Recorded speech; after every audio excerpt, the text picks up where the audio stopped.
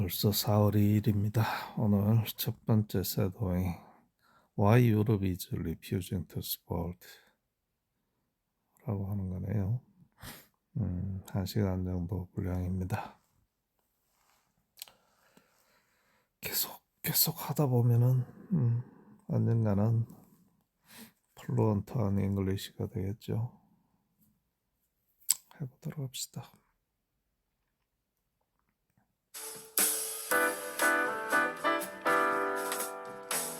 Hello everyone, welcome to my YouTube channel. I hope you all are well. Today, we are discussing a topic that is not only important, but also deeply surprising for many people around the world. Because when we think about global politics, we often imagine strong alliances that always stand together, especially between the United States and Europe. But right now, something unusual is happening, something that is making analysts, journalists, and ordinary people stop and ask a serious question. And that question is this: why is Europe refusing to fully support the United States in a possible conflict with Iran, even though they have been close allies for decades? Yes, Adam. And what makes this situation even more interesting is that many people expect these alliances to work automatically, as if countries will always agree with each other, no matter the situation. But in reality, international relations are much more complex, and decisions are not based only on friendship or history. Instead, they are based on strategy, national interest, economic concerns, and sometimes even public opinion, which means that even strong partners like the United States and European countries can have very different views when it comes to serious issues like war and peace. Exactly, Julia, and that is why this topic is so important for us to understand. Because at first glance, it might look like a simple disagreement. But when we look deeper, we begin to see that this situation reflects a much larger shift in global politics, where countries are becoming more independent in their decisions, even when dealing with their closest allies. And this raises another important question, which is whether we are entering a new era where traditional alliances are no longer as united as they once were. That is a very important point, Adam, because many people still think about global politics in a very simple way, where one group of countries always stands together against another. But the reality today is very different, because each country is thinking carefully about its own risks, its own economy, and its own future. And this is especially true for Europe, where leaders are often more cautious about military involvement, particularly in regions that are already unstable and where conflicts can easily grow into something much bigger. And when we talk about Iran, we are not just talking about one country. We are talking about a region that is extremely sensitive and strategically important. A region where even small actions can have very large consequences. And this is one of the reasons why the situation is being watched so closely around the world, because any escalation could affect not only the Middle East, but also global markets, energy supplies, and international security, which means that the decisions made by the United States and Europe are not just regional decisions, they are global decisions. Absolutely, and this is why it is very important for our listeners to understand that Europe's position is not simply about refusing to support an ally, but rather about carefully considering the possible outcomes of such support. Because in modern international relations, supporting a military action is not just a political decision, it is also an economic decision, a social decision, and even a moral decision. And all of these factors are being discussed and debated within European countries right now. So, in today's podcast, we are going to explore this topic step by step in a very simple and clear way, so that you can understand not only what is happening, but also why it is happening. Because understanding global events is not just about knowing the facts, it is about understanding the reasons behind those facts. And once you understand those reasons, you begin to see the bigger picture, which is something that many people miss when they only follow headlines or short news reports. That's right, Adam. And as we move forward in this discussion, we will look at different aspects of this situation, including the background of the tensions between the United States and Iran, the expectations from allies, Europe's response, and the deeper reasons behind that response, including economic concerns, fear of escalation, and political differences, all explained in a way that is easy to follow but still meaningful and insightful for anyone who wants to understand international relations better. And one more thing that is very important to remember is that this podcast is not about saying who is right or who is wrong, because global politics is rarely that simple. Instead, our goal is to help you understand different perspectives, because when you understand multiple sides of a situation, you become a more informed and thoughtful thinker, and that is something that is very valuable, especially in today's world where information is everywhere but understanding is often limited. Exactly, and by the end of this episode, you will not only have a clearer understanding of why Europe is taking a different approach compared to the United States, but you will also gain a deeper insight into how global decisions are made and why countries sometimes choose caution over action, even when they are under pressure to act, which is a key lesson in understanding modern international relations. So let's begin this journey of understanding. Because what we are seeing today is not just a disagreement between allies. It is a reflection of a changing world. A world where decisions are more complex, risks are higher, and the balance between war and peace is more delicate than ever before. When we try to understand why Europe is hesitating to support the United States, the first thing we need to do is look carefully at what is actually happening between the United States and Iran right now. Because without understanding the background of this tension, it becomes very difficult to understand the decisions that different countries are making. And although many headlines use strong words like war, the reality is often more complex, because what we are seeing is not always a full-scale war, but rather a situation filled with rising tensions, military pressure, political disagreements, and strategic competition that can sometimes feel like a slow-moving conflict rather than a direct and open battle. Yes, Adam. And this is a very important point, because when people hear the word war, they often imagine large armies fighting openly. But in modern international relations, conflict can take many different forms, including economic pressure, cyber activities, military positioning, and indirect confrontations through other countries or groups. And this is exactly what makes the situation between the United States and Iran both serious and complicated, because even without a full-scale war, the level of tension can still be very high and very dangerous. So if we look at the current situation in simple terms, we can say that the United States and Iran have serious disagreements over security, influence in the Middle East, and political power, and these disagreements have led to several incidents over time, including military movements in the region, attacks on strategic locations, and strong political statements from both sides, which increase pressure and create an environment where even a small mistake or misunderstanding could lead to a much larger conflict. And when we talk about key triggers, we should understand that these tensions do not come from just one single event, but rather from a combination of factors that have developed over time, including disagreements about nuclear programs, influence in countries like Iraq and Syria, and the presence of military forces in the region, all of which create a situation where trust is very low and suspicion is very high, making it very difficult for both sides to find common ground or peaceful solutions. Exactly. And another important factor is that both the United States and Iran see themselves as protecting their own interests, which means that each side believes its actions are necessary and justified, even if the other side strongly disagrees. And this difference in perspective is one of the main reasons why tensions continue to rise. Because when both sides feel that they are right, it becomes harder to reduce conflict and easier for situations to escalate. To understand this better, we also need to look at the history between these two countries, because their relationship has not always been this tense, but over the years, a series of political events, disagreements, and conflicts have created a long-standing rivalry that still affects decisions today.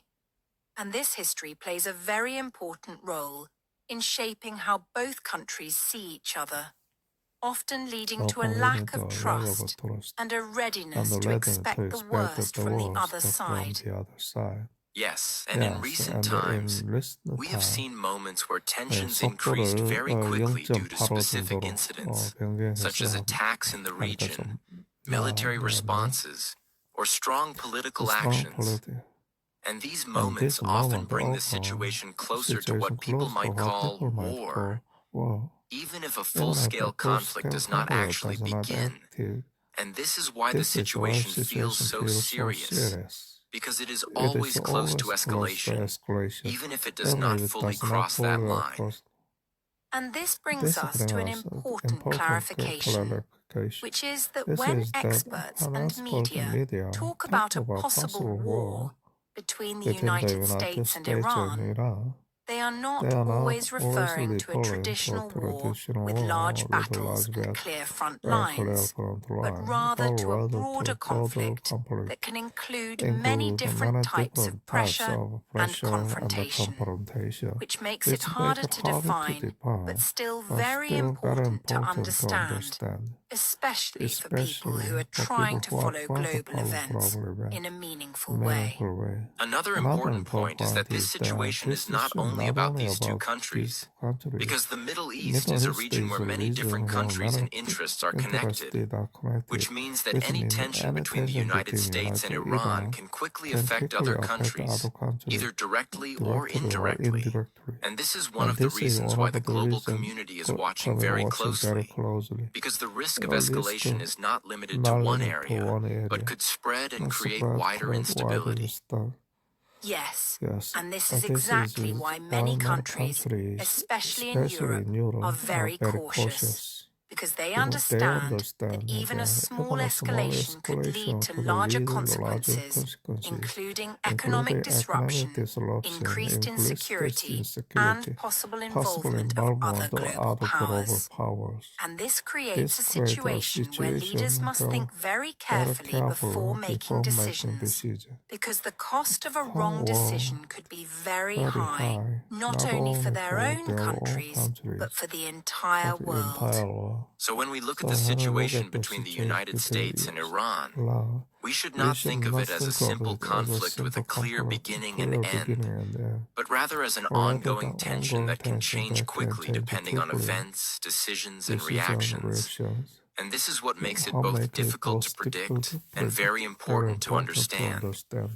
Because in today's interconnected world, even distant conflicts can have global effects.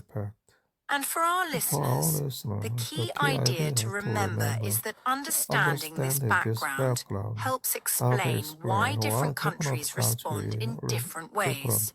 Because once you see how complex and sensitive the situation is, it becomes easier to understand why Europe might choose caution instead of direct support, which is something we will explore more deeply in the next parts of our discussion, as we continue to break down this topic in a clear and simple way. When we now shift our focus to the position of the United States, it becomes much easier to understand why Washington is actively seeking support from its allies. Because from the American perspective, this situation is not only about a disagreement with Iran, but also about maintaining security, protecting long-term strategic interests, and showing global leadership in a region that has remained sensitive and important for decades. And this is why the United States does not see this issue as something it should handle alone, but rather as a challenge that requires cooperation and shared responsibility from its closest partners, especially those in Europe. Yes, Adam. And to understand this clearly, we need to recognize that the United States has historically played a major role in the Middle East, both politically and militarily. And this involvement has created strong interests in the region, including the protection of trade routes, the stability of energy supplies, and the prevention of conflicts that could spread beyond the region, which means that any rising tension with Iran is seen not just as a local issue, but as something that could affect global stability. And this is one of the main reasons why the United States believes it is necessary to act carefully, but also firmly. Exactly. And when American leaders talk about security concerns, they are often referring to a combination of risks that they believe could grow if not addressed early, including the possibility of increased military activity in the region, threats to allied countries, and the disruption of important economic systems. And from this point of view, seeking support from allies is not just about increasing military strength, but also about sending a strong and unified message that certain actions will not be accepted by the international community. And this is where the idea of alliances becomes very important, because organizations like NATO were created to ensure that countries can work together in times of crisis. And although NATO is primarily focused on collective defense, its broader purpose has always included cooperation, coordination, and mutual support, especially when one member believes that its security or interests are under pressure, which is why the United States often looks to its European allies when facing international challenges. That's right. And from the American perspective, Iran's actions in the region are often viewed as a serious concern because the United States believes that these actions can increase instability, influence conflicts in neighboring countries, and create long-term risks that may be difficult to control later. And even though different countries may interpret these actions differently, the United States tends to see them as part of a broader pattern that requires a clear and strong response. At the same time, it is also important to understand that the United States does not only seek support for practical reasons like military strength or economic pressure, but also for political legitimacy. Because when multiple countries stand together on an issue, it sends a message that the response is not just based on one country's interests, but is supported by a wider international agreement. And this kind of backing can make actions more acceptable on the global stage and reduce criticism from other parts of the world. Yes, and legitimacy plays a very important role in modern international relations. Because acting alone can sometimes create the impression of unilateral decision-making, while acting together with allies shows cooperation and shared responsibility. And this is why the United States often prefers to build coalitions or gain support from partners before taking major steps, especially in situations that could lead to conflict or long-term consequences. Another key point to consider is expectation, because the relationship between the United States and Europe is not new or temporary.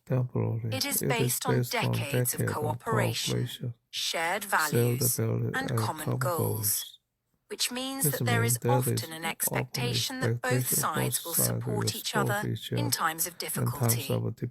And from the American point of view, this expectation is not unreasonable, because these alliances have worked together in many previous situations, creating a sense of trust and partnership.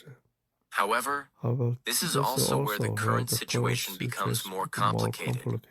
Because while the United States may expect support based on past cooperation, European countries may evaluate the situation differently based on present conditions, risks, and priorities. And this difference between expectation and reality is one of the main reasons why we are seeing a gap between the United States and Europe on this issue. And this gap does not necessarily mean that the alliance is weak or broken, but rather that each side is approaching the situation from its own perspective.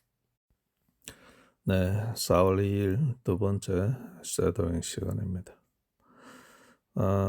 하려고 하는 것은 패시브 인컴이 되겠고, 설명을 하자면 How to build asset that pay you forever. 패시브 인컴, How to build asset that pay you forever입니다. You have worked hard. You have shown up early, stayed late, carried the weight others would not carry, and yet And yes, something feels incomplete. Not broken, Not broken, just incomplete. Because working Because harder working only hard brings only you brings you more work. more work. Trading time Trading for time money for is money not is freedom. not freedom. It is a It is transaction transaction that never never ends. This audiobook This will audio not teach you to will not work teach you harder. to work It harder. will teach you to It will build teach you to differently, build differently, to design to systems design that earn systems while that you earn rest, while you rest, to become the to become architect of your own architect of your freedom. own freedom. Stay with me. Stay with me. What you are about What you to are hear may about to hear change the may way change you the see way you wealth see wealth forever. forever. Chapter 1. Chapter The 1. Silent Prison. There is a kind of prison that has no walls, no wall, no guards, no guard, no locks. no locks. You walk into You it walk every into morning, every morning and you leave and it you every leave evening. it every evening. You are free to You are come free and to go, come and and yet go, you are not and free you at are all. not free at all. This prison This is built prison from is built from hours, from shifts, from shift, from the belief that your value is that your measured by value how is much measured time by you give how much away. time you Most get people away. spend their Most entire spend lives their inside entire this life prison inside without this ever prison questioning without ever it. questioning. They wake up They tired, wake up work tired, through the day, work through return the day, home return exhausted, home and repeat the exhausted, and cycle. repeat the They are cycle. told this is They are told this is responsibility. responsibility. This is what This adults is what do. adults do. This is how This the is world how the works. world works. And because And everyone because around them is doing around the them same doing thing, the same it thing, feels it normal. feels normal. It feels right. right. It feels It like feels the like only the way. only way. But deep But down, deep down, in the quiet moments before sleep, something whispers, something asks, is this all there is? You have worked for years. You have been reliable. You have sacrificed weekends, evenings, energy. And yet the gap between where you are and where you want to be does not seem to shrink. It stays the same, or it grows wider. This is not because you are lazy. It is not because you lack discipline. It is because you are operating inside a system that was not designed to set you free. It was designed to keep you productive, to keep you working, to keep you trading your most valuable resource, your time, for money that disappears almost as quickly as it arrives. Let me be clear. I am not here to tell you that work is bad. Work is noble. Effort is honorable. But there is a difference between working to survive and working to build. There is a difference between being the engine and being the engineer. Most people are engines. They power someone else's machine. They generate value, but they do not own it. They create momentum, but they do not control the direction. The silent prison is this. You are rewarded for showing up, but not for thinking differently. You are paid for your time, but not for your ideas. You are valued for your labor, but not for your leverage. And as long as you stay inside this model, your income will always have a ceiling, because there are only so many hours in a day, only so much energy in your body. Only so many years before your strength fades. Wealthy people understand something that most workers do not. They understand that time is the one resource you cannot buy back. You can earn more money. You can rebuild relationships. You can recover from mistakes. But you cannot recover lost time. Every hour you spend working for someone else is an hour you did not spend building for yourself. Every year you delay becoming a builder is a year you will not get back. This chapter is not meant to make you feel guilty. It is meant to make you aware. Awareness is the first step toward freedom. You cannot escape a prison you do not know you are in. And the truth is, most people never realize. They work hard, they retire tired, and they wonder why wealth never came. They wonder why freedom never arrived. They assume it was bad luck, bad timing, bad circumstances. But it was none of those things. It was a misunderstanding of how wealth actually works. Wealth is not created by trading time for money. Wealth is created by building assets that generate income independently of your time. Wealth is not about working harder. It is about working differently. It is about designing systems that pay you even when you are resting. Even when you are sleeping, even when you are spending time with the people you love. The shift from worker to builder is not easy. It requires you to think in ways you were not taught. It requires you to delay gratification. It requires you to invest time, energy, and sometimes money into things that do not pay you immediately. But this shift is the only way out of the silent prison. This shift is the doorway to freedom. Marcus Aurelius once wrote, "You have power over your mind, not outside events.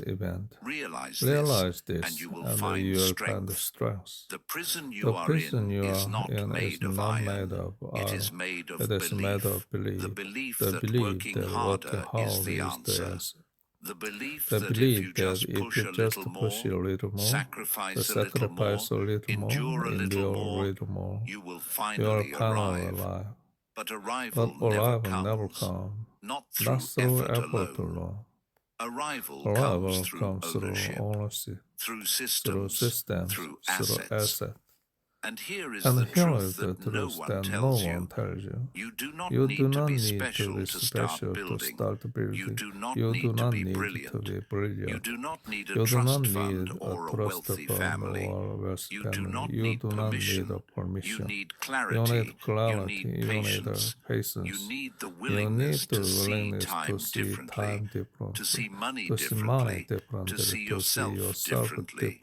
The moment you stop seeing yourself as a worker and start seeing yourself as a builder, everything changes. The way you spend your evenings changes. The way you think about your paycheck changes. The way you measure success changes. Because a worker measures success by how much they earn this month. A builder measures success by how much their systems earned while they were away. This is not a fantasy. This is not motivational dreaming. This is how wealthy people operate. They do not chase income. They build assets. They do not sell their time. They multiply it. They do not work harder. They build smarter. And the beautiful part is, you can do the same. You can start today. You can start small. You can start with almost nothing. But you must start with the right understanding of what wealth actually is. So let me ask you this. If you could design a life where your income was not tied to your hours, what would that life look like? If you could wake up tomorrow and know that money was flowing into your life even while you rested, how would that change the way you feel? How would that change the choices you make? How would that change the relationships you protect? That life is possible, but it will not come from working harder at the same job. It will not come from hoping your employer notices your effort.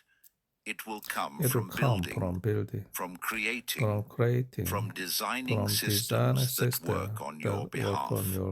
And the first step is understanding that time is not something you sell. Time is something you invest. Time is the currency that builds everything else. In the next chapter, we will explore what it means to see time as currency, not as hours on a timesheet, but as the raw material of wealth, because once you understand how wealthy thinkers measure time, you will never see your day the same way again. Chapter 2. Time as currency. When you were young, you were taught that time is money. Work an hour, earn a wage. Work more hours, earn more money. It sounded fair. It sounded logical. And for a and while, for a it while worked. it worked. You traded You your traded time, your and time, you and received you money received in the money return. in return. The transaction The was clear, transaction but was as you clear, grew but older, as you grew older, something something became clear as well. as well. The transaction was not equal, because time is finite, and money is not. You can always make more money. Make more money. You can earn You it, can earn it, borrow it, invest it, multiply it. But you cannot make more time. Once an hour is gone, it is gone forever. You cannot buy it back. You cannot pause it. You cannot save it for later. Time moves in one direction, and it does not wait. Wealthy people understand this deeply. They do not see time as something to sell. They see time as something to invest. And there is a profound difference between selling and investing. When you sell your time, you get paid once. When you invest your time, you get paid repeatedly. When you sell your time, the value ends when the hour ends. When you invest your time, the value compounds. Let me give you an example. Imagine two people. Both work hard. Both are intelligent. Both are disciplined. The first person works a job. They trade 40 hours a week for a paycheck. They are reliable. They show up. They do good work. At the end of the month, they are paid. At the end of the year, they are paid 12 times. If they stop working, the money stops. Their income is directly tied to their presence. The second person also works hard, but they do not trade their time for a paycheck. Instead, they spend their evenings and weekends building something. Maybe they write a book. Maybe they create a course. Maybe they build a small online business. Maybe they invest in rental property. Whatever it is, they are building an asset, something that can generate income without requiring their constant presence. At first, the second person earns less, much less. They are working just as hard, but they are not getting paid immediately. Their friends think they are wasting time. Their family worries. They themselves sometimes wonder if they are making a mistake. But they continue. They build. They improve. They learn. And slowly, quietly, the asset begins to pay them. Not much at first, but enough to notice. Years pass. The first person is still working 40 hours a week. They have received raises. They have been promoted. They earn more than they did at the beginning. But their income is still tied to their time. If they take a month off, they lose a month of income. If they get sick, the money stops. If they want to travel, they must ask for permission. Their freedom is borrowed, not owned. The second person is different now. The asset they built is generating income. It is not enough to replace their job yet, but it is growing. And because they understand how this works, they build another asset and another. And over time, these assets compound. They earn while the person sleeps, while they spend time with family, while they rest. The income is no longer tied to hours. It is tied to ownership. This is what it means to see time as currency. It means understanding that the hours you have today are the most valuable thing you own. More valuable than your car, more valuable than your savings, more valuable than anything in your possession, because time is the raw material of everything else. Time is what you invest to build assets. Time is what you use to learn skills.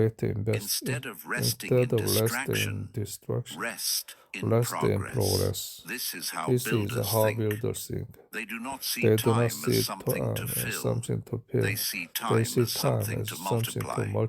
They do not measure their day by how tired they are. They measure it by what they built. And over time, those small investments compound into something remarkable. Into freedom, into ownership, into wealth. In the next chapter, we will go deeper into the builder's mindset. We will explore what it means to stop being the source of income and start designing the source. Because once you understand this shift, everything you do will change. Your decisions will change. Your priorities will change. And your future will change. Chapter 3. The Builder's Mindset.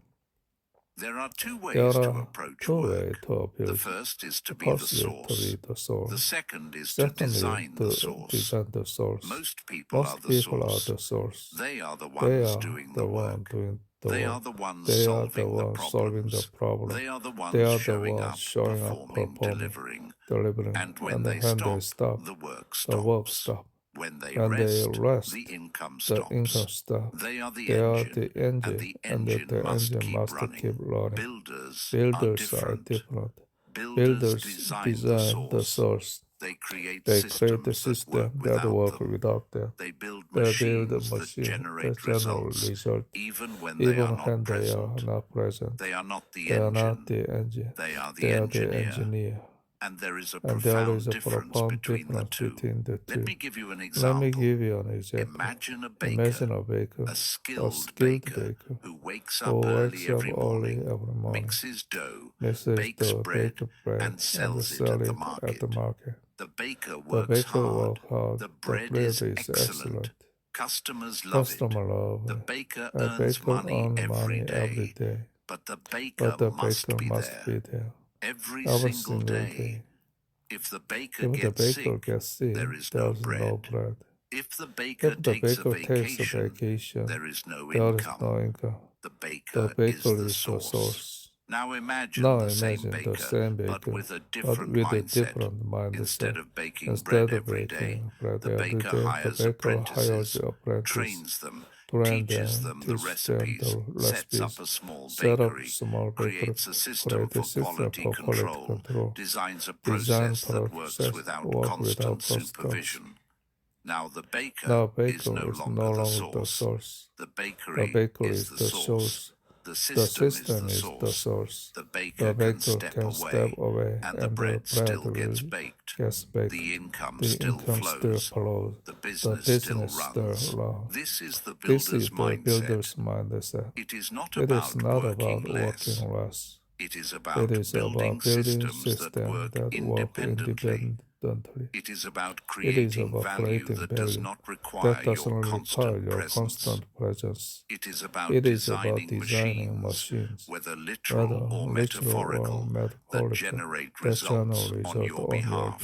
Most people never make this shift. They stay in the mindset of being the source. They believe their value comes from how hard they work. How many hours they put in, how much they sacrifice. And because they are rewarded for this, they continue. They get raises for working harder, promotions for staying longer, bonuses for doing more. And so they never question the model. They never ask, what if I built something instead? The shift from source to designer is not easy. It requires you to think differently. It requires you to invest time into things that do not pay you immediately. It requires you to delay gratification, to build in silence, to trust that the work you are doing today will pay you tomorrow, next month, next year. And most people are not willing to do that. They want immediate returns, immediate validation, immediate proof that their effort is worth it. But builders understand something deeper. They understand that the most valuable things take time to build. A house is not built in a day. A business is not built in a week. A skill A is not skill is mastered not in a mastered month. in a month. Wealth is not Wealth is created not overnight. created overnight. It is It is created created slowly, quietly, through through consistent consistent investment into systems that compound over time. And here is the Here part is that the most part people most miss. people miss. Building does not Building mean does you not stop mean you working. stop working. It does not It mean you does not sit back mean and you wait sit for back money and to wait appear. for money It to appear. means you It work means you differently. work differently. It means you It spend means your you effort spend your creating effort things creating that will things continue that to will work continue after to you work stop. after you stop. It means you It means invest you your invest time your into time into designing designing systems that systems that multiply your multiply your output. output. Let me give you another example. Imagine Imagine a teacher. A A teacher teacher works works hard, hard, prepares prepares lessons, lessons, teaches teaches students, grades grade papers. paper. The teacher The is teacher valuable. is The invaluable. students learn. Student learn, But the but teacher the is teacher paid is for paid hours, for for presence, presence, for direct interaction. If the teacher If stops teacher teaching, stop teaching, the income income stops. stop. The teacher The is the teacher is the source. source. Now Now imagine the same the same teacher, teacher, but with a but builder's with a builder's mindset. mindset. The teacher Teacher records their records their lessons, lesson, creates a create a course, course, publishes it online. Now Now students from around the from world around can the world learn from can this learn teacher. from this teacher. The course is Course sold is while sold the teacher while the sleeps, teacher sleeps, while the while teacher the spends teacher time with spends time family, with while the the family, teacher while works the on teacher other works on projects. other The projects. teacher is Teacher no is longer no the longer the source. source. The The course course is the source. The The system system is the source. This is not about This is not replacing about teachers. replacing It teacher. is not It about is not removing the removing human element. It is It about is about understanding that understanding your that value your can value be can be packaged. packaged. Your Your knowledge can be knowledge can be systemized. systemized. Your Your expertise can be expertise can be leveraged. leveraged. And when you do And when you this, do this, you are no you longer are no limited by longer your hours. your hours. You are no longer You're no trading longer time for trading money. time for money. You are building You are building assets that assets that generate generate income independently. independently. The builder's The builder's mindset is mindset is about about ownership. ownership. It is about It is about creating creating things things you you control, control. things that Things work for that you, work for you, not the other way the around. other way And around. this And mindset this mind applies to applies to everything. everything. You can build You a can build a business. business. You You can can build build the content. content. You can build You can build the products. product. You You can can build build the skills skill that increase that your increase value. your value. You can build You can build a relationships that open relationship that doors. open doors. You can build You can build a systems that system automate that automate tasks. tasks. You can build You can assets build that assets generate that cash generate flow. cash flow. But it all But it starts all with the starts decision with the to decision stop to being stop the being the source source and start and start designing the designing source. the source. It It starts with starts asking with asking yourself, yourself, what can I what can I create that will create that continue will to deliver continue to value deliver after value I stop after I working on stop it? working on it? What can I What build can I that will build pay me that will more pay than me once? more than once? What can I What can I design that will design that will compound over compound over time? time? Epictetus, Epictetus, another Stoic philosopher, taught that wealth consists not in having great possessions, but in having few wants. But I would add this. Wealth also consists in owning things that work for you, in building systems that generate freedom, in creating value that does not require your constant sacrifice. 네, 세 번째 쉐도잉은 Wake up at 4 a.m.입니다. Wake up at 4 a.m. 나는 3시에 일어나는 것을 목표로 하고 있습니다. 오늘은 제대로 3시에 일어났습니다. 3시에 일어나게 되면은 모든 사람들이 다 자고 있기 때문에 다른 어떤 것에도 구애받지 않고 내가 원하는 시간을 확보를 할 수가 있습니다. 그래서 벌써 3시에 일어나는 것을 생활화한 지가 몇 년 되고 있습니다.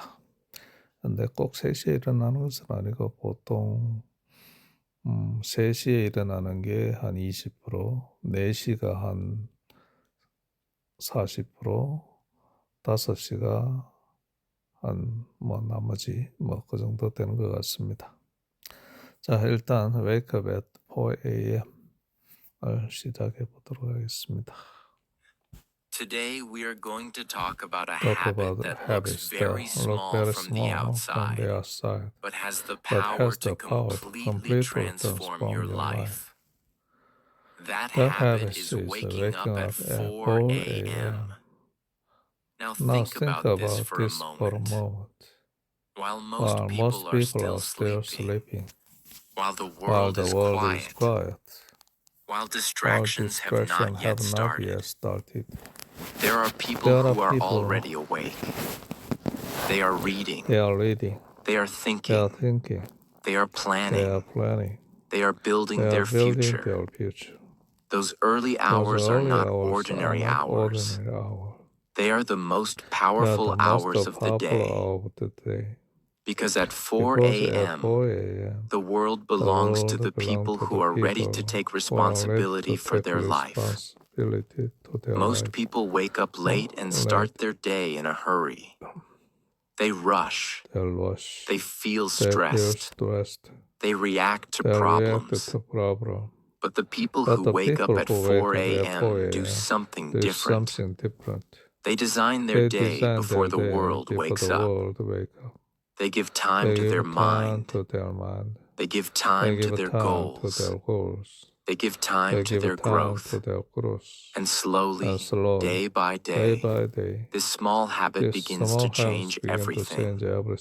Their discipline becomes stronger. Their focus becomes sharper. Their life becomes more organized. Because success does not happen suddenly. Success is built quietly, early in the morning, when no one is watching. And today, I want to show you why waking up at 4 a.m. can become one of the most life-changing habits you ever build. By the end of this video, you will not just understand this habit, you will feel the power of it.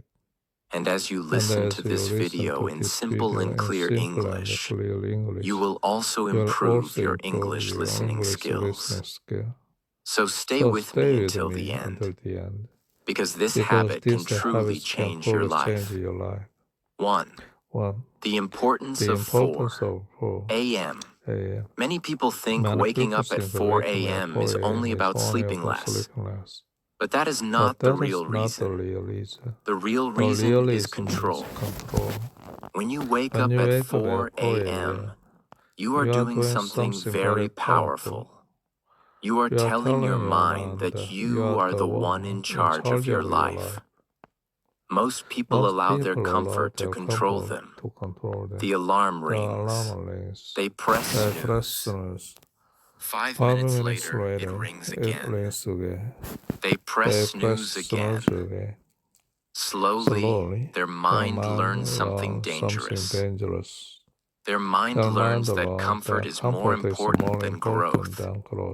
But when someone decides to wake up at 4 a.m., something different happens inside their mind. The alarm rings. Their body says, stay in bed.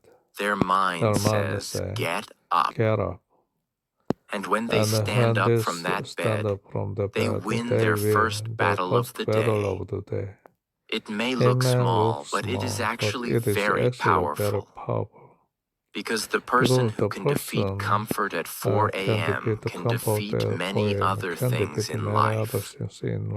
They can defeat laziness. They can defeat procrastination. They can defeat excuses. And this is why waking up early has always been connected with successful people. Not because waking up early magically gives success, but because waking up early builds the mindset that creates success. When you wake up at 4 a.m., you start to see something most people never notice. The early morning is peaceful. There is no noise, no pressure, no distractions. It feels like the world has paused for a moment. And in that peaceful moment, you get something very rare. You get time to think. You can think about your goals. You can think about your future. You can ask yourself important questions like, what kind of person do I want to become? What kind of life do I want to create? What do I need to improve today? Most people never ask these questions because their life is always busy and noisy. But the person who wakes up at 4 a.m. slowly begins to live a different kind of life. A life that is intentional. A life where every day has direction. A life where every morning feels like a fresh opportunity to become better. And that is why 4 a.m. is not just a time on the clock. For many people, it becomes the symbol of a new identity. The identity of someone who is serious about their life. Someone who refuses to stay average. Someone who is ready to grow. Lesson 2. You take control of your day. One of the biggest problems in modern life is that most people are always reacting. They wake up late. Immediately they check their phone. Messages, notifications, emails, social media. Before they even get out of bed, their mind is already full of noise. From that moment, their entire day becomes a reaction to other people's demands. Someone sends a message. They react. Someone gives a task. They react. Someone creates a problem. They react. By the end of the day, they feel tired, stressed, and unfulfilled. Why? Because they never truly controlled their day. But when you wake up at 4 a.m., something changes.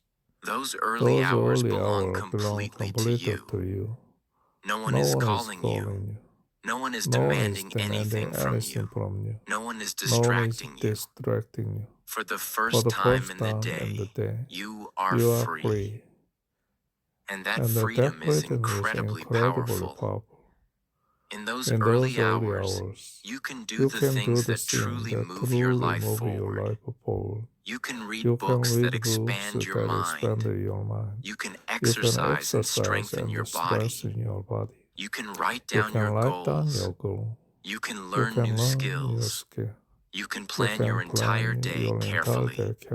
And when the world finally wakes up, you are already prepared. Instead of feeling rushed, you feel ready. Instead of feeling confused, you feel clear. Instead of feeling lazy, you feel powerful. This creates a completely different energy. When other people are starting their day slowly and struggling to wake up, you have already invested 2 or 3 hours in your personal growth. And imagine what happens if someone does this every single day. 2 extra hours every morning. That is 40 hours every week. That is more than 700 hours every year. 700 hours of learning, growing, thinking, and improving. That is not just extra time. That is a completely different life. And this is why waking up at 4 a.m. becomes such a powerful habit. Because it turns ordinary morning into extraordinary opportunity. It allows you to build a life that most people only dream about. And it all starts with one simple decision. The decision to get out of bed when the world is still sleeping. Lesson 3. You create time for self-improvement. One of the biggest reasons people stay stuck in life is not because they are stupid, not because they are unlucky, and not because they have no dream. The real reason is that they never create a real time for their own growth. They want to improve. They want to become better. They want to read more. They want to exercise. They They want to want to learn learn new skills. They They want want to to work on work their on dreams. their dreams. But But every every day, day, the same thing happens. They wake They up wake late. up late. They They rush rush into the day. They get busy with work, family, phone, responsibilities, and and tiredness. tiredness. Then night Then night comes, and comes, they and they say, I will I will start start tomorrow. tomorrow. And And tomorrow becomes becomes next week. Next Next week week becomes becomes next next month. month. Next Next month month becomes becomes next next year. year.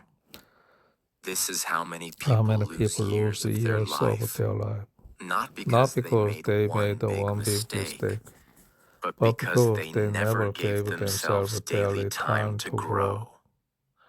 This This is is where waking how up at waking up 4 at 4 a.m. a.m. becomes become life-changing. Because Because 4 4 a.m. a.m. gives you something something that that most people keep waiting for, but never truly create. It gives you protected time. time. It gives you time that belongs only to you. During the day, your time gets attacked from every side. People need something from you. Your phone pulls you. Your mind gets distracted. Unexpected problems appear. Your energy goes down. Your focus gets weaker. But at 4 a.m., all of that is still quiet. That early morning becomes a private meeting between you and your future. And what you do in that time slowly changes the direction of your life. You can read 10 pages every morning. That may not sound like a big thing at first, but read 10 pages a day for 1 year. And suddenly you have fed your mind with ideas, wisdom, lessons, and knowledge that most people never give themselves. You can exercise for 20 or 30 minutes every morning. Over time, your body becomes stronger, your mind becomes fresher, and your confidence becomes deeper. You can sit with a notebook and write down your thoughts. You can plan your day. You can think about your mistakes. You can ask yourself hard questions. You can work on a skill. You can practice speaking English. You can build a business idea. You can improve your health. You can improve your character. You can improve your future. This is why waking up at 4 a.m. is not just about waking up early. It is about finally giving yourself the time to become the person you keep saying you want to become. And that is powerful. Because many people have dreams, but very few people create a daily system for those dreams. Dreams without time become frustration. Goals without action become sadness. Desire without discipline becomes regret. But when you wake up at 4 a.m., you stop living only in wishes. You begin to live in action. And that changes everything. Slowly, your mornings start to build your identity. You are no longer just someone who wants to improve. You become someone who actually improves. You are no longer just someone who says, one day I will change. You become someone who wakes up and proves it. This is one of the most beautiful things about self-improvement in the early morning. It is quiet. It is personal. It is honest. No one may clap for you. No one may even know what you are doing. But deep inside, you know. You know that while other people are sleeping, you are investing in your mind. You are investing in your discipline. You are investing in your future. And that creates a deep kind of confidence. Not fake not fake confidence, confidence, not loud confidence, not loud confidence, but real but real confidence. confidence. The kind The of kind of confidence that comes confidence from come knowing you are from keeping knowing you keep promises to yourself. to yourself. And let us And be let us honest. be honest. One of the One most of the painful most feelings painful in life things is knowing like what you need to knowing do, you but not doing not it. doing it. That feeling That slowly feeling damages slowly the damages heart. the heart. Because every Because time every you time ignore you your ignore your growth, growth, a part a of you part of you becomes become disappointed. disappointed. A part A of you part of you starts losing start trust in losing yourself. trust in yourself. You say you You will say start reading, you start but you do reading, not but start. you do not start. You say You you will say start you will start exercising, but you exercising, do not but you do start. not start. You say You you will say start you will working start on your working on dream, your dream, but you but do you not don't start. start. After some After some time, time, the the problem is not problem is only not that your only life your is not life is not improving. improving. The bigger The bigger problem is problem that is your that your relationship with relationship yourself with becomes yourself weak. become weak. You You stop stop believing your believing own your words. own word. But But waking up at waking up 4 at 4 a.m. a.m. begins to begin to repair that repair that relationship. relationship.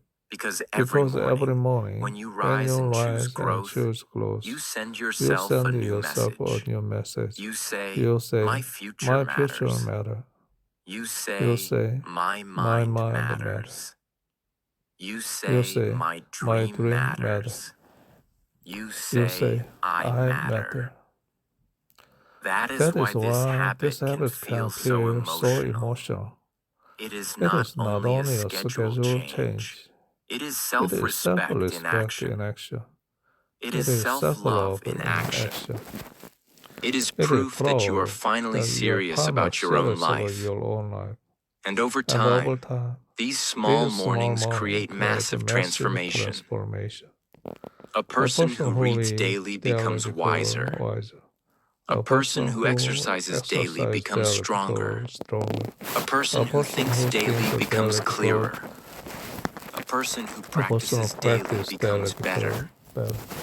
A A person who person shows who up shows up daily daily becomes different. different. This is This how is real how real change change happens. happens. Not in one Not in one dramatic dramatic day. day. Not in one Not in one motivational motivational speech. speech. Not in one Not in exciting one exciting moment. moment. Real Real change change happens when you happens when create you time create the every time day every to day become to become better. better. And 4 And 4 a.m. is a.m. is powerful powerful because it gives because you the it gives perfect you the place to perfect do place exactly to that. do exactly that. So when you So wake up when at you wake 4 up at a.m., 4 do not a.m., do think not think only, I only, am waking I'm up waking up early. early. Think Think something something much much deeper. deeper. Think, Think, I am I'm making room making for my room for my future. future. Because Because every every morning you morning you protect for protect for self-improvement is a self-improvement morning is a that morning pulls you that closer pulls to you the closer life you to the life want. you want. And one And day, when one day, people look when at your people look discipline, at your your discipline, focus, your your focus, growth, your your growth, peace, your and your peace, and your success, success, they will think it they will happened think it suddenly. happens suddenly. But you will know But the truth. It started in the dark. It started in silence. in the dark. It started It at started 4 at 4 a.m. a.m. Lesson Lesson 4. 4. You You become become mentally mentally unstoppable. unstoppable. There is There something is something powerful that powerful happens that when you start happens doing when you hard start things doing on hard things purpose. on purpose. Your mind Your mind changes. changes. Your Your identity identity changes. changes. Your Your standards standard change. changes. And waking And up at waking up 4 at 4 a.m. is a.m. one of is those one of hard those things that can hardest things that completely can transform your completely mind. transform your mind. Waking up at Waking 4 up at 4 a.m. is a.m. not is not easy. easy. Your bed Your feels bed warm. feels warm. Your room Your room feels feels quiet. quiet. Your Your body body wants more wants more sleep. sleep. Your Your comfort comfort whispers, whisper, stay here stay a here a little little longer. longer. Your Your excuses exes begin begin to to speak. speak. Start Start tomorrow. tomorrow. You You need need more more rest. rest. One One day day doesn't doesn't matter. matter. You can You do it can do it later. later. And in that And at moment, that you are moment, standing you in are front of a standing in battle front of that a most battle that people do most not people even do not realize even is realize happening. is happening. It is the It battle is between battle between comfort comfort and and power. power. Comfort Comfort says, says, choose what choose what feels feels easy. easy. Power Power says, says, choose choose what what makes you makes you stronger. stronger. Every Every time you time wake you up at wake up at 4 4 a.m., a.m., You are You are training your mind to listen to power instead of comfort. It becomes mental training. It becomes emotional training. It becomes character training. Because when you can get out of bed while everything inside you wants to stay there, you are teaching yourself one of the greatest lessons in life. You do not have to obey every feeling. This lesson can change a person forever. Because many people are controlled by feelings. If they feel motivated, they work. If they do not feel motivated, they stop. If they feel excited, they begin. If they feel tired, they quit. If they feel confident, they try. If they feel afraid, they hide. That is not strength. That is slavery to emotion. And one of the biggest reasons people never reach their potential is because they are always waiting to feel ready. Great people do not always feel ready. They move anyway. They act anyway. They rise anyway. And waking up at 4 a.m. teaches you this in a real and painful and powerful way. It teaches you that action is more important than mood. It teaches you that your feelings are not your master. It teaches you that discipline can be stronger than desire. This is how a person becomes mentally unstoppable.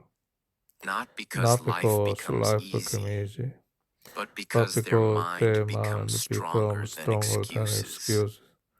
Think about what happens when you keep waking up at 4 a.m. again and again. On day 1, it feels hard. On day 2, it still feels hard. On day 5, you still feel resistance. But slowly, something begins to happen. Your mind starts understanding that you are serious. It starts understanding that when you say, get up, you mean it. And once your mind learns that you do not play games with your own promises, your entire life starts changing. Because the same mind that can wake up at 4 a.m. can also do other hard things. It can stay focused when distraction appears. It can keep going when motivation disappears. It can stay calm under pressure. It can keep working when results are slow. It can say no to weakness. It can say yes to discipline. This is why the real gift of 4 a.m. is not only extra time. The real gift is a stronger mind. And a strong mind is one of the most valuable things a person can build. Because life will test you. There will be days when you feel tired. There will be days when people disappoint you. There will be days when you feel behind. There will be days when your goals look far away. There will be days when quitting feels easier than continuing. On those days, talent will not save you. Motivation will not save you. Mood will not save you. Your mind will save you. Your discipline will save you. Your standards will save you. And that is why waking up at 4 a.m. is more than a morning habit. It is a way of building inner power before the problems of life arrive. You become someone who can say, I know it is hard, but I will still do it. That sentence alone can change a life. Because the difference between ordinary people and extraordinary people is often not intelligence. It is not luck. It is not background. It is not talent. Very often, the real difference is this. One person stops when it feels hard. The other keeps going. Waking up at 4 a.m. places you in that second category. It puts you among the people who train themselves to keep going. And that changes the way you see yourself. You stop seeing yourself as weak. You stop seeing yourself as lazy. You stop seeing yourself as someone who always delays. You start seeing yourself as a warrior, as someone who can lead themselves, as someone who can do difficult things, as someone who can build a different life.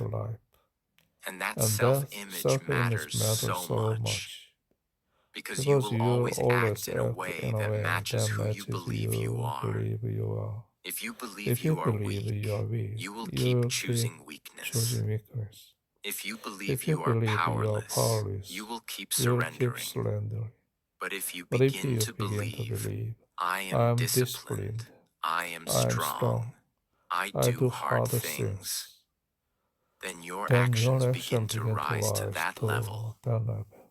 And waking up at 4 a.m. helps build that belief every single morning. You prove your strength before sunrise. You prove your seriousness before sunrise. You prove your hunger for a better life before sunrise. That is why this habit feels so powerful. It does not just change your clock, it changes your identity. And once identity changes, life begins to change. So when people hear about 4 a.m., many of them think only about time. But the deeper truth is not about time. The deeper truth is about transformation. Because every morning at 4 a.m., you are not only waking up from sleep. You are waking up from weakness.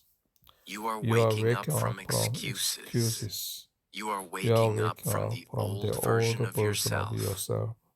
And little by little, morning by morning, choice by choice, you become mentally unstoppable. Not because you never feel pain. Not because you never feel tired. Not because you never feel resistance. But because you stop letting those things control your life. That is real power. That is real growth. That is real freedom. Lesson 5. You build discipline and mental strength. One of the greatest problems in modern life is that many people want a better life, but they do not have the inner strength to build it. They want success. They want peace.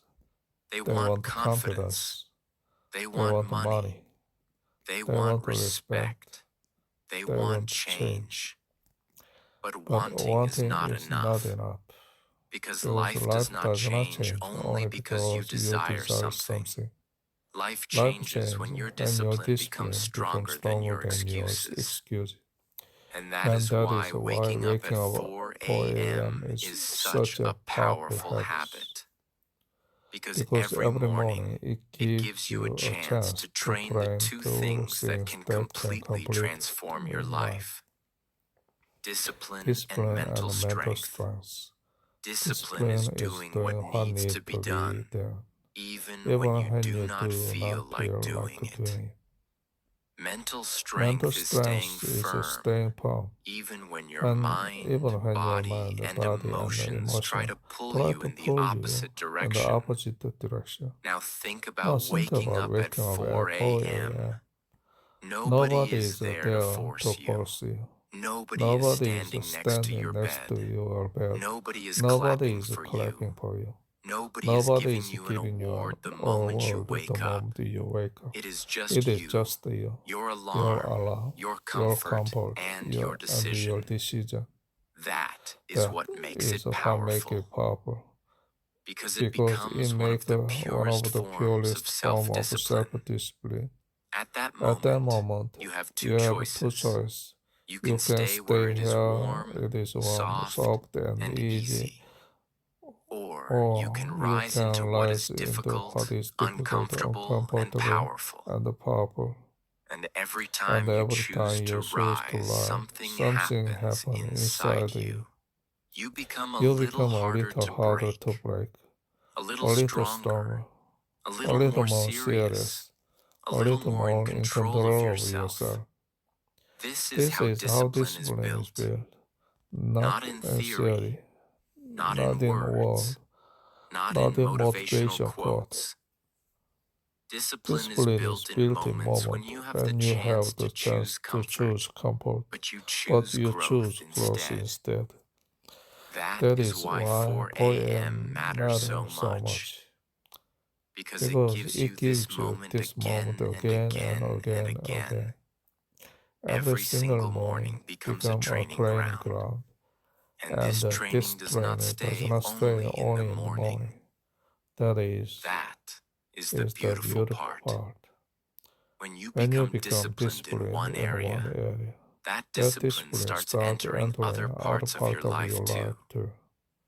The person who can get out of bed at 4 a.m. becomes more able to sit and study when the mind wants distraction, exercise when the body wants laziness, save money when the heart wants useless pleasure, stay calm when life becomes stressful, keep working when results are slow, stay loyal to long-term goals when short-term comfort calls.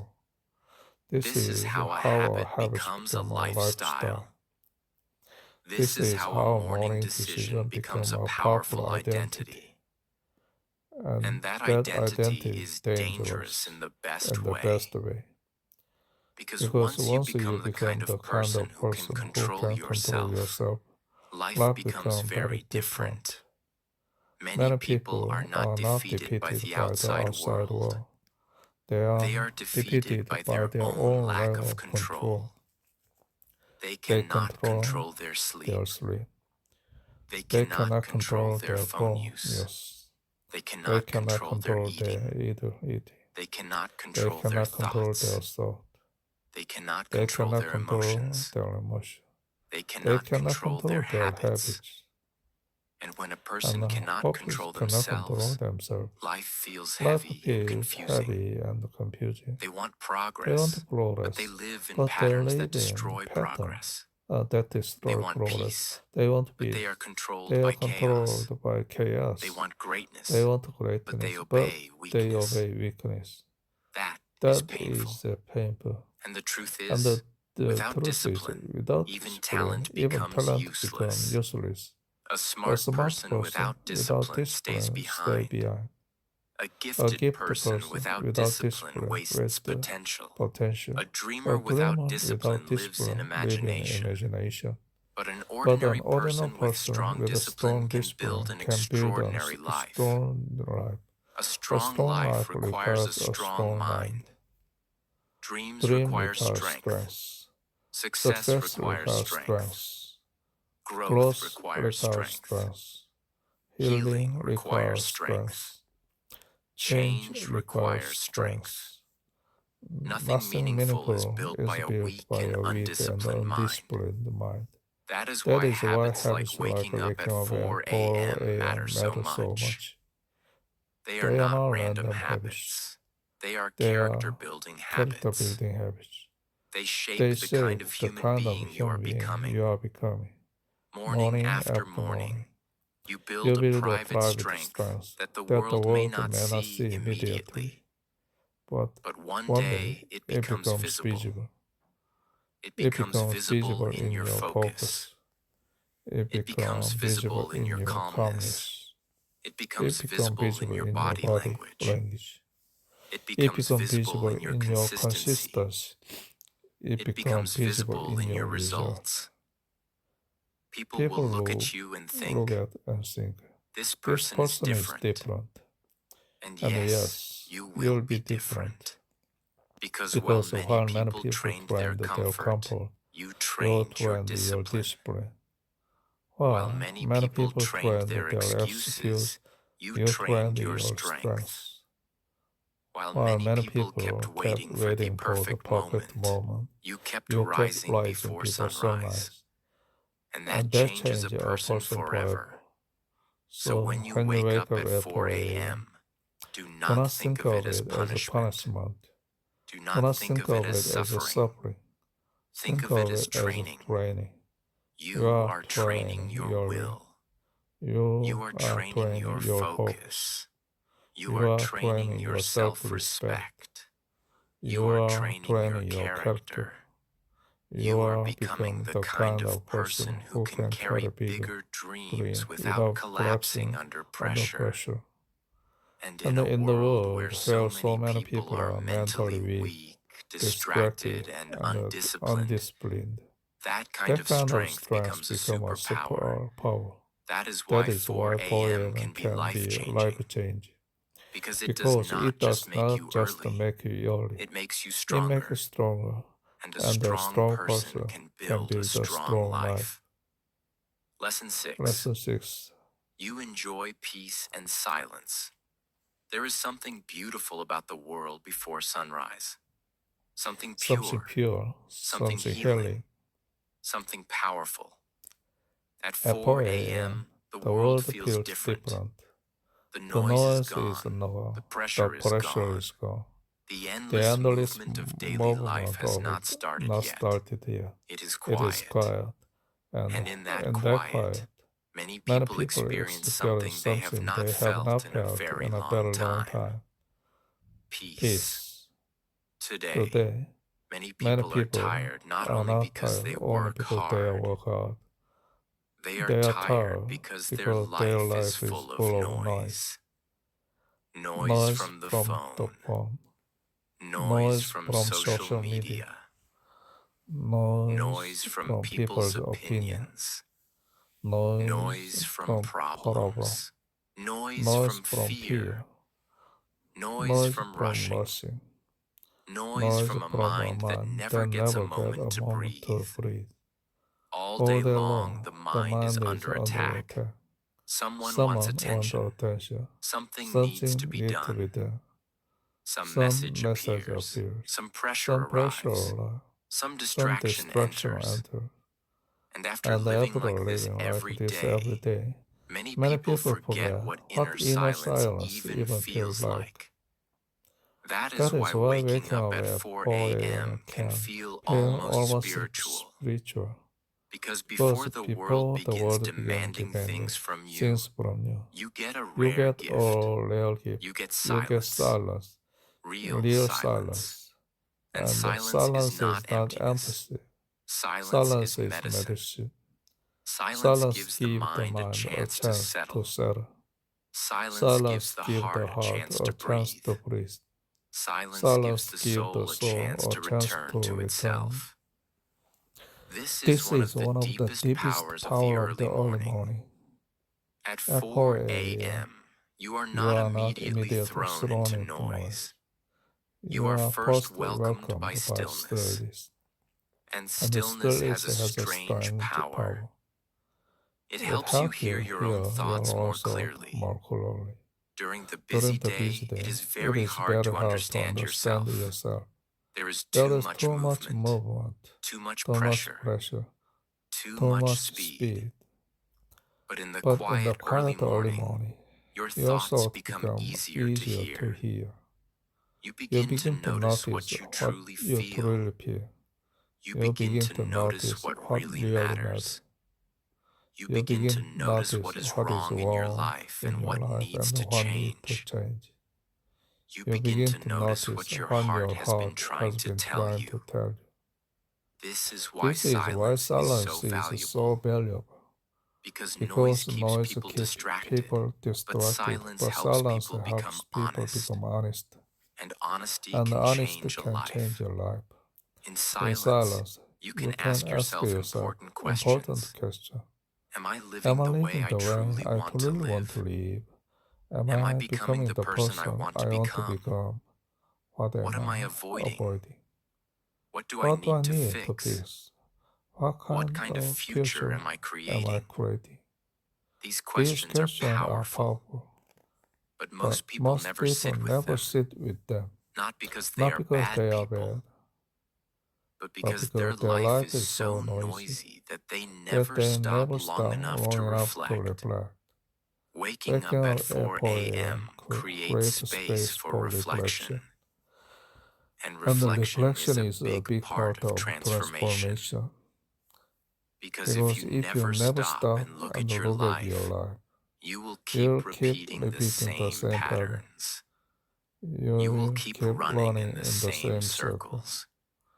You will keep being busy without becoming better.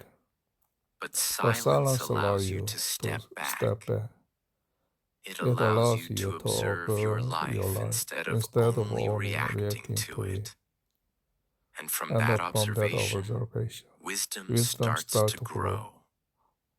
Another beautiful thing about the peace of 4 a.m. is this.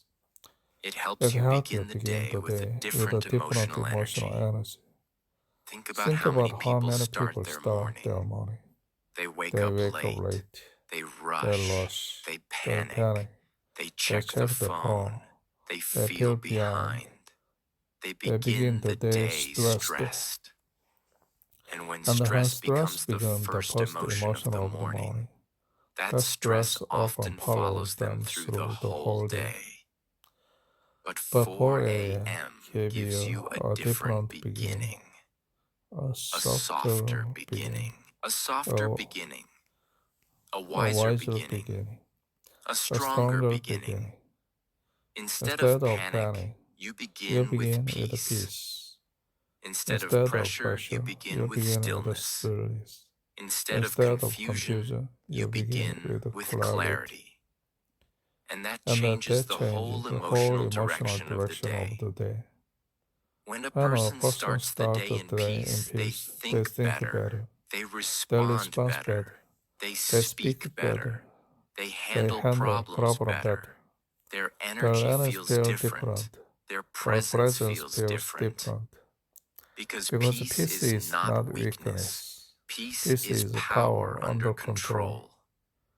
And the early morning teaches that. It teaches you how beautiful life can feel when noise is removed. It reminds you that you do not have to live every day in constant mental pollution. You can choose a better atmosphere for your mind. You can protect your inner world. You can create a peaceful beginning that makes the entire day stronger. There is also another truth here. Many people are addicted to stimulation. They always need something playing, something moving, something distracting them. Music, videos, scrolling, talking, noise, updates, drama. Silence feels uncomfortable to them. Why? Because silence reveals things. Silence reveals inner emptiness. Silence reveals fear. Silence reveals unresolved thoughts. Silence reveals things people were trying to escape. But if a person learns to sit in silence, to breathe in silence, to think in silence, they become emotionally stronger. They stop running from themselves. They become more grounded, more clear, more mature. Waking up at 4 a.m. can help you build that strength. It teaches you to be with yourself without fear, to exist without distraction, to think without noise, to feel peace without needing the world to entertain you. That is powerful. That is rare. And that is life-changing. Lesson 7. You become consistent and focused. Many people do not fail because they are weak. Many people do not fail because they are not talented.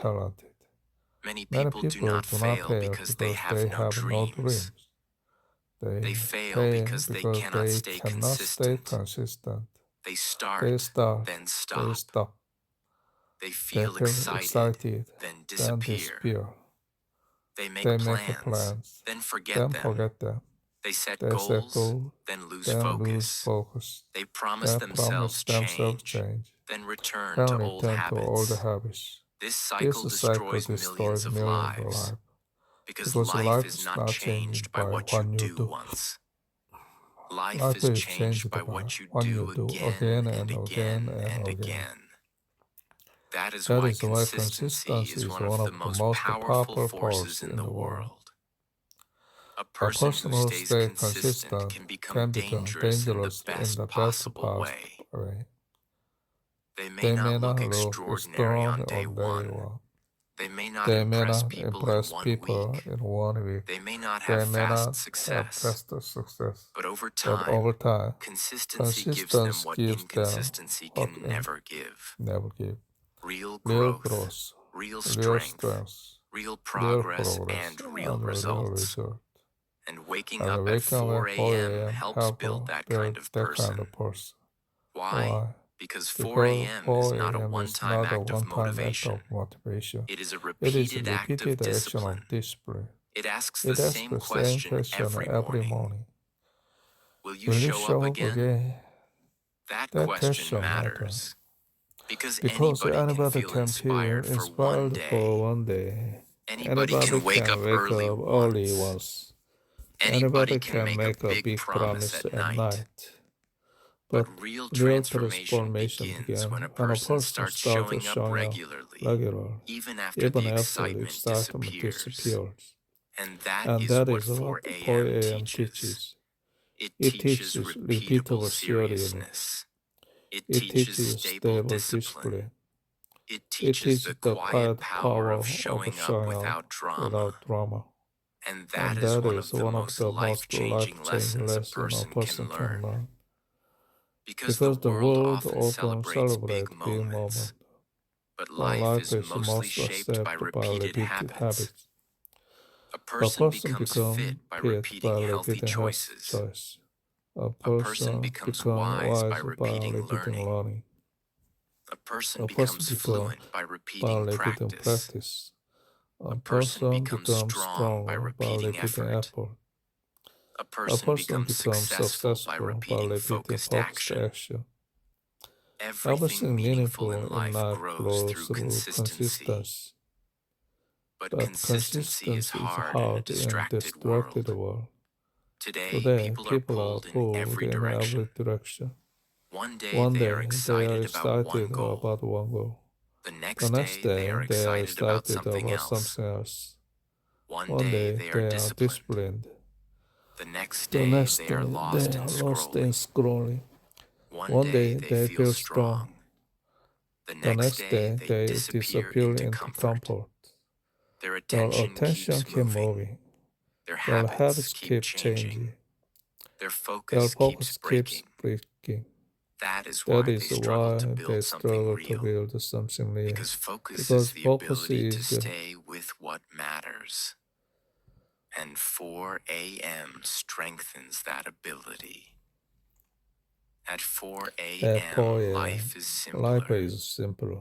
There are fewer voices, fewer interruptions, fewer temptations, fewer distractions. That quiet environment helps your mind practice staying with one thing. And that is a big gift. Because a focused mind is rare now. Most people are mentally scattered.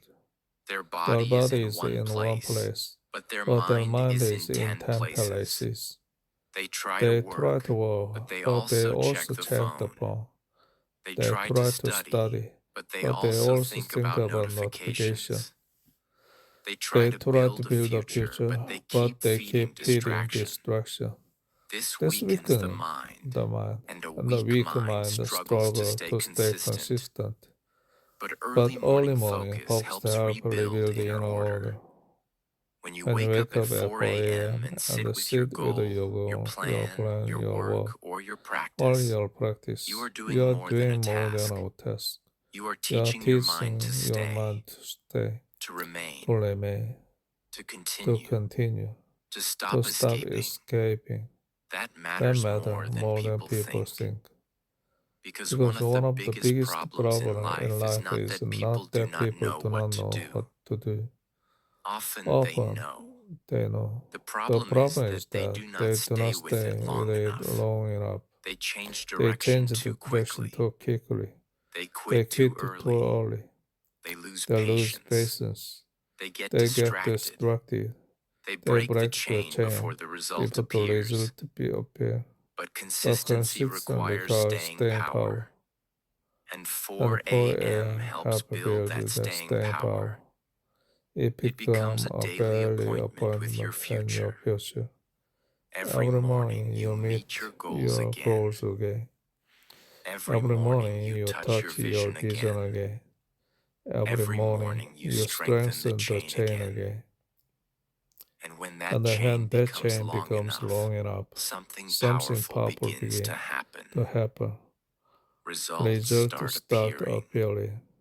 At first, the changes are small. Maybe your mind becomes a little calmer. Maybe your day becomes a little cleaner. Maybe your productivity becomes a little stronger. Maybe your discipline becomes a little more stable. These may look small, but small repeated changes become massive transformation. That is the power of consistency. Consistency is beautiful because it does not always look dramatic in the beginning. It often looks boring, quiet, simple, ordinary. Wake up, show up, do the work, repeat. Many people do not respect this process because it looks too simple. They want fast results, big excitement, instant change. But life does not usually work that way. The strongest people are often built in boring repetition. The wisest people are often built in quiet repetition. The most successful people are often built in invisible repetition. 4 a.m. teaches you to respect repetition, and that changes everything. Because when you stop chasing only excitement and begin valuing consistency, you finally become dangerous to your old life. You no longer need to feel amazing every day. You no longer need perfect motivation. You no longer need emotional fireworks. You only need to keep showing up. That mindset can save a life. It can save a dream. It can save years. Because many people waste their future while waiting to feel ready. But consistency says something different. It says, show up anyway. That one sentence can build a new identity. Also, there is another deep gift in waking up at 4 a.m. It helps you become focused not only in action, but in direction. When you wake up early regularly, you get more time to think about what really matters. You begin to see your life more clearly. You begin to understand what deserves your energy and what does not. You begin to notice which habits help you and which habits hurt you. You begin to cut unnecessary noise. And slowly, your life becomes more focused. Before we end, remember this simple truth. Waking up at 4 a.m. will not change your life in one day. But if you do it every day, it can completely transform your future. While the world is sleeping, you are growing, improving, and building a stronger version of yourself. So tomorrow morning, when the alarm rings, remember your goals and choose growth over comfort. Thank you for watching. And don't forget to subscribe for more powerful videos like this. 이렇게 해서 끝이 났습니다. 55분 걸렸네요. 4월 2일의 네 번째 쇄도잉 제목은 Deep Work가 되겠습니다.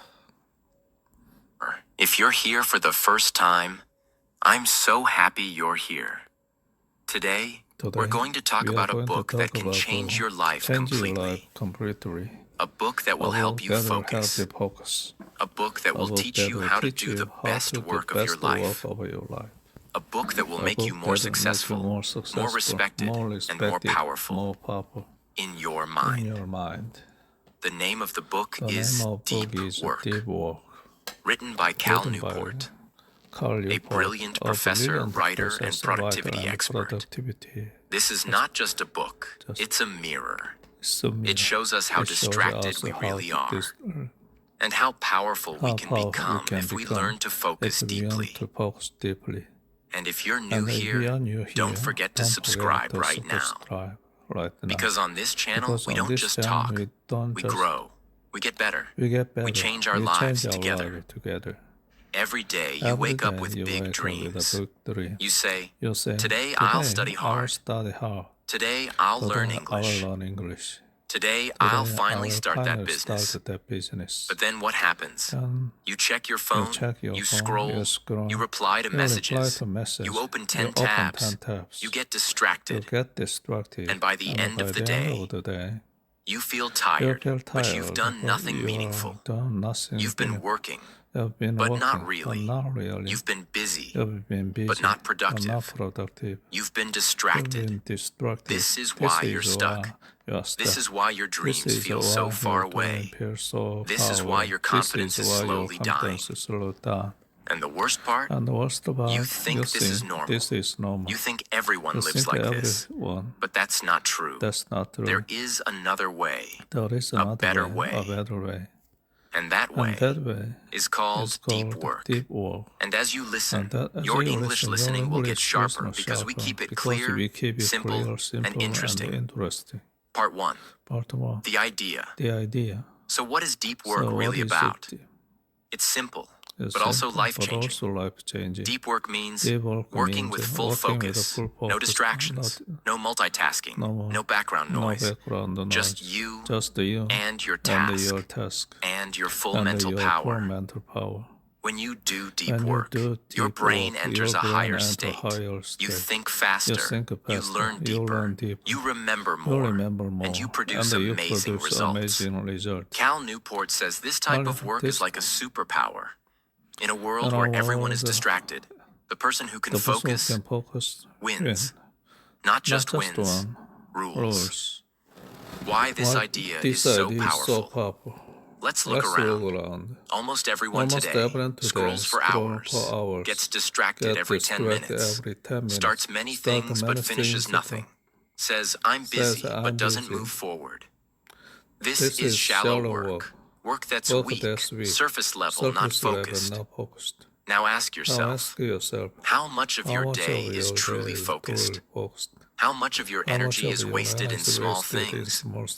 How many goals have you delayed because of distractions? That's the problem this book solves. Deep work is not just an idea. It's a revolution. In part 1, Cal Newport explains why deep work is 1. Valuable. 2, rare. 3, meaningful. He says, deep work is the skill that will separate winners from losers in the future. If you can train yourself to work deeply, you can do what most people can't even imagine. You will. Learn English faster. Build your business faster. Study better. Grow your YouTube faster. Write, speak, and think like a genius become unstoppable. And guess what? You don't need talent. You don't need money. You don't need luck. You just need one thing. Focus. And this book teaches you how. Imagine 2 people. Person A studies English for 1 hour, but while checking phone every 5 minutes. Person B studies for just 30 minutes. Full focus, no phone, no distraction. Who will grow faster? Person B. Always. That is the magic of deep work. It's not about time. It's about how you use your brain.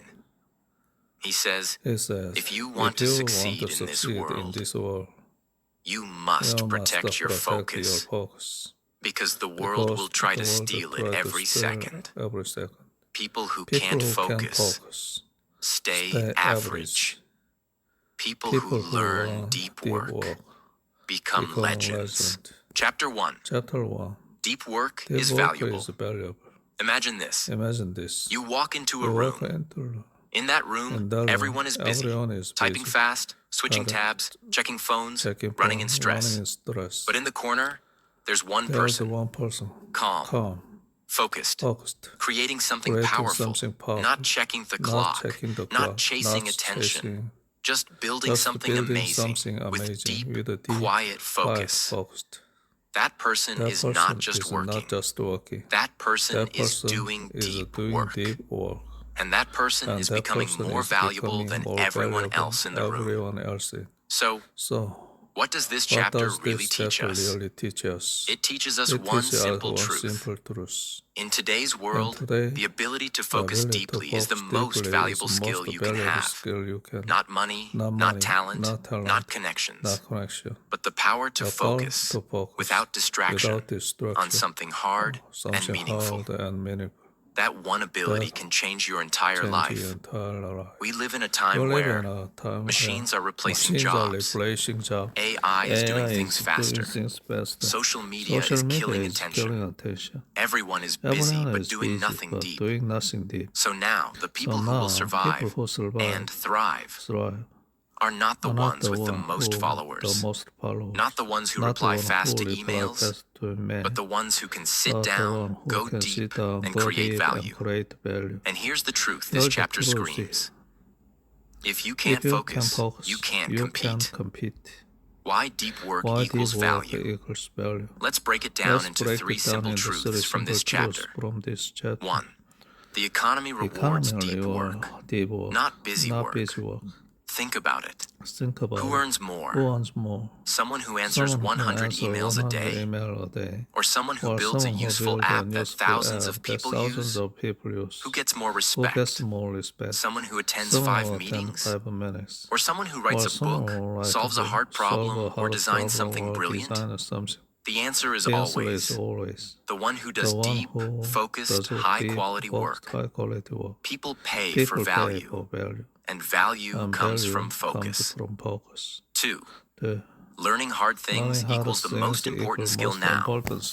In this chapter, it's made clear. If you can learn hard things fast, you win. Want to master English? Learn coding? Become a digital creator? Start a YouTube channel? Grow a business? Then you must focus deeply while learning. Because shallow focus leads to shallow results. But deep focus equals mastery. And mastery is what the world pays for. 3. Creating things that change the world requires deep work. Nothing great was built in distraction. Not the iPhone. Not great music. Not world-changing businesses. Not powerful books. Not your dream life. Great things come from long hours of silence, concentration, and obsession.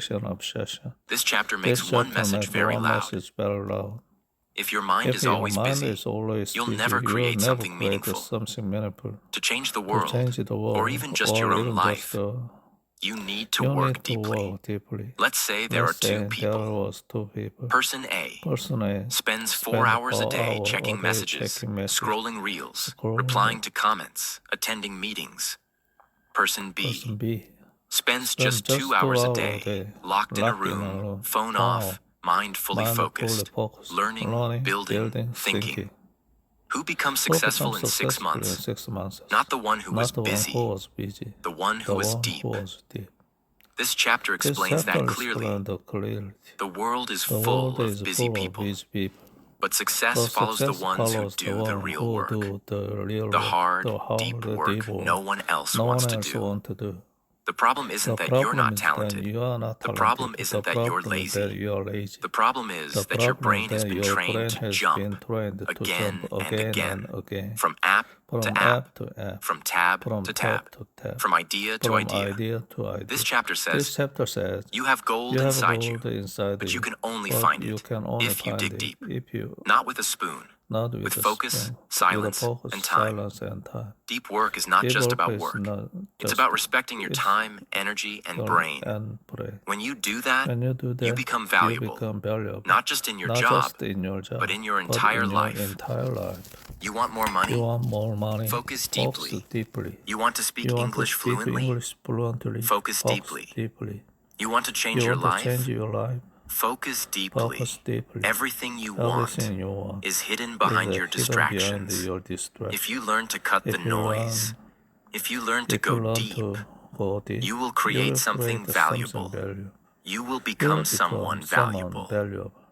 And that's what this chapter teaches in the most powerful way. Chapter 2. Chapter 2. Deep work Deep is rare. work is rare. Let's begin with a hard truth. truth. We live in a world that rewards noise. People who respond fast get praised. People who post daily get likes. People who are constantly available get attention. But here's the painful secret. We are surrounded by shallow people. People who are always online, but mentally nowhere. People who are always talking, but rarely thinking. People who are always working, but creating nothing meaningful.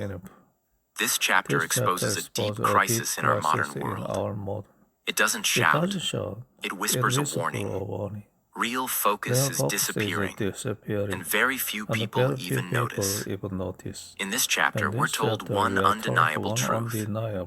The ability to focus deeply is dying. But why? Why is something so powerful becoming so rare? Let's break it down into real reasons from this chapter, explained in the most relatable way possible. Most jobs today are built on shallow behavior. Look around.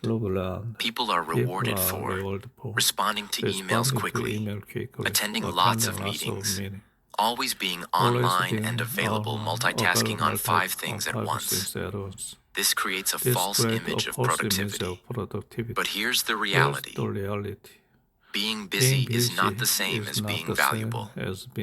Being loud is not the same as being smart. Being online is not the same as being successful.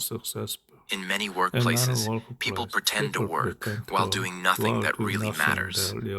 And slowly, without realizing it, they forget how to focus. They become addicted to distraction. Open offices and endless notifications are destroying silence. Let's talk about your environment. In modern offices, homes, schools, people sit together in open rooms with noise all around. Phones beep every 2 minutes. Messages pop up all day. People talk around you, interrupting your flow. The result? Your brain never gets a chance to go deep. You're always reacting, never creating. You feel tired, but achieve nothing meaningful. This chapter makes it clear. In a noisy world, silence has become rare. And people who protect their silence are rare too. Social media is stealing attention and selling it. Here's a truth that hurts. You are not the customer on social media. You are the product.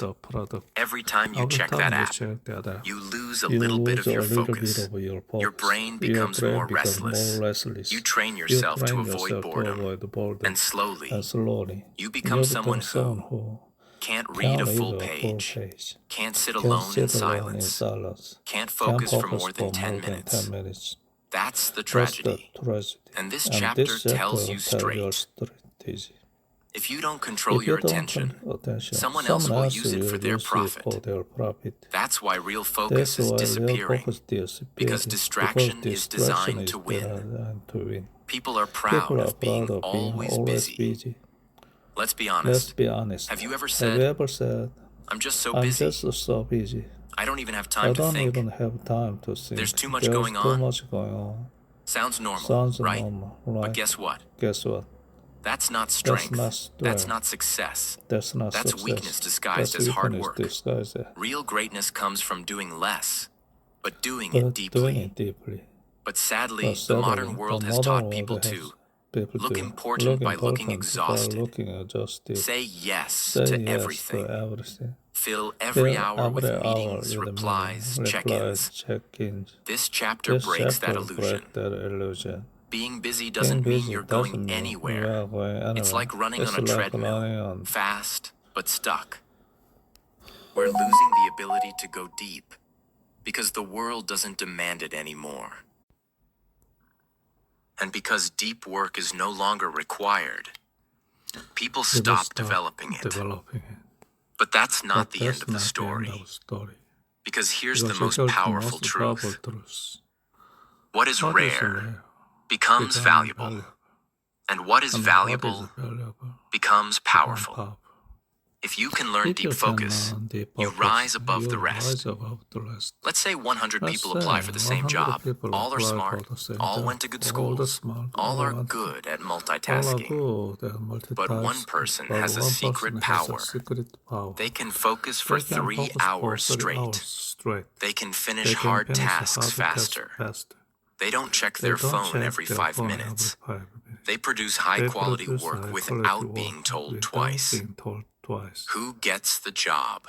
Who becomes irreplaceable? The one who works deeply. Because in a world full of distracted people, focus becomes a superpower. If you're watching this right now, and you feel like your mind is always jumping, if you feel like you can't sit still, if you feel like your attention is broken, it's not your fault. The world is designed this way. But this chapter gives you a choice. Either follow the crowd and stay shallow, or become rare and rise. You don't need to be perfect. You don't need to be a genius. You don't need to be fast. You just need to protect your attention like it's your life. Because it is. This chapter is not a warning. It's an opportunity. Yes, deep work is rare. But that means if you build it, you become special. And the world will notice. The world will reward you. Not with just money, but with peace, respect, and freedom. Chapter 3. Deep work is meaningful. Let's begin with a truth you can feel. There's a strange emptiness inside people today. They wake up, check their phone, do a little work, laugh at some videos, scroll. Then they sleep. And somehow, it feels like nothing real happened. They were busy, but not alive. And that's where this chapter begins. It doesn't ask you to work harder. It asks you to ask yourself, is what I'm doing truly meaningful? This chapter is not about success. It's not about money. It's about something much deeper. Something we've all lost. Today's world is full of noise, pressure, fake smiles, endless tasks, temporary pleasures, superficial rewards. But very little of that actually makes people feel proud inside. This chapter tells you what you already know in your heart. Most people don't feel connected to their work anymore. They don't feel proud of their days. They don't feel like they're doing something real. And that's why so many feel empty, anxious, tired, even when they have everything. The message that changes everything. When you go deep, you create meaning. When you give full attention to something difficult and real, you begin to feel like you matter again. This chapter explains that deep focus is not just a skill. It's a way to reconnect with your purpose. You feel more human, more alive, more peaceful. Because finally, you're doing something that actually matters. 3 life-changing ideas from this chapter. 1. Depth gives you pride in your work. Let's say you write something. Quickly, carelessly, while checking your phone. You might finish it, but deep down, you won't feel proud. Now imagine you sit down, phone off, silence around. You write with full focus, full heart, full power. When you finish, you smile. Not because others liked it, but because you know it came from the best version of you. That feeling, that inner pride, only comes when you go deep. 2. Deep work connects you to something bigger than yourself. There's something spiritual about it. When you fully focus on a task, you forget your worries. You lose track of time. You become completely present. This is not just work. This is a form of meditation, a connection between you and something higher. Whether it's art, writing, coding, learning English, solving a hard problem, when you're fully inside the moment, you feel connected to something pure, quiet, and eternal. That is meaning. And that's what shallow work can never give you. 3. Real joy comes from mastering something difficult. Think about the happiest moments in your life. Not the quick laugh from a meme, not the thrill of a new notification, but that moment when you finally finished something big. You gave your full energy to something hard. You pushed through discomfort, and you succeeded. That joy, that deep, powerful joy, comes from going all in, from using your full mental energy to do something difficult and important. This chapter explains something beautiful. You don't need to be famous to feel fulfilled. You don't need to be rich to feel meaningful. You just need to give your mind fully to something that matters. Let's talk about 2 people. Person 1. They work all day, but it's scattered. Phone rings, messages distract. They're half in, half out. By the end of the day, they feel tired and unfulfilled. Person 2. They work less, but with deep focus. They sit with intention. They give their best effort to one thing. When they finish, they feel joy, peace, and confidence. They might not get more likes, but they go to sleep smiling. That's the power of meaning. This chapter changes your entire mindset. It tells you you've been chasing more speed, more likes, more money. But what you really needed was depth. Depth in your actions. Depth in your mind. Depth in your life. And once you taste it, you'll never want to go back to the shallow world. If your life feels too fast, slow down. If your days feel empty, go deeper. If you feel like you're drifting, find something hard and give it your full attention. Because in that focus, you'll find peace. You'll find confidence. You'll find joy. You'll find you. Deep work is not just a productivity tool. It's not about working like a machine. It's about living like a human being. With purpose, with pride, with presence. You don't